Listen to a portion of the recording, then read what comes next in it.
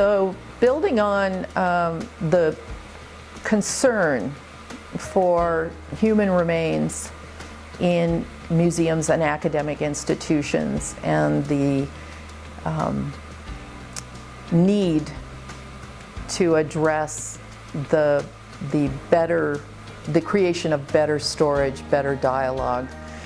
I was called in by the Department of Justice and the Department of Interior and the Army Corps of Engineers to participate in assessing the condition of the remains known as Kennewick Man over a 10-year period while the courts were determining the end result.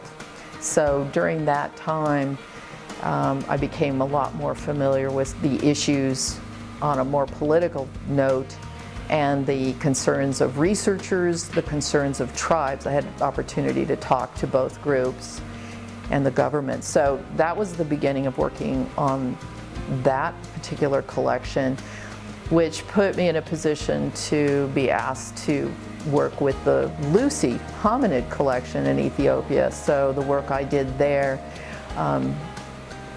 helped influence how human remains or primate remains could travel safely throughout the world. So part of that research was, in the case of the Kennewick remains, it was designing a storage system that would enable researchers to work safely with the collection and enable a physical inventory to be done efficiently.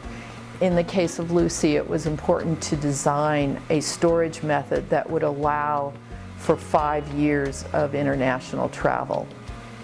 In the case of the Chinchorro Mummies, I was asked to come and help look at some of the very, very early technology of the basketry shrouds that are used with were originally used with those remains, and saw the connections that linked to other basketry collections. So that's continued.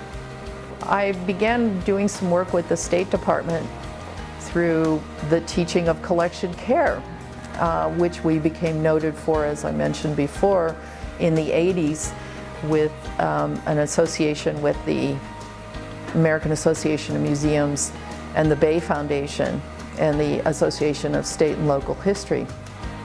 And our guidelines that were developed kind of put me in a position to being a selected person to teach and to serve as an advisor for the development of the Institute of Iraqi Archaeological Heritage Institute in Erbil, Iraq, where we've been working to train and educate Iraqi professionals to work with collections and sites and to share their information with their colleagues.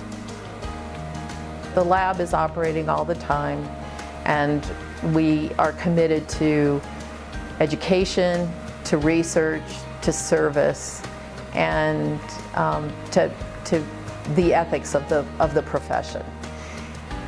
We're on a campus, so there's great opportunity to piggyback and combine with all the resources of libraries, lectures, experts, other museums. It's very rich here. Many museums in conservation, particularly where I can speak, are not as welcoming. The workload, particularly for exhibitions, can be very, very demanding. And to take interns takes a lot of time and energy, and figuring out how to combine that is not something that every lab or every conservator wants to do. And so the fact that we have been committed to trying to help people get here if that's where they want to come is a large part of why we've had so many.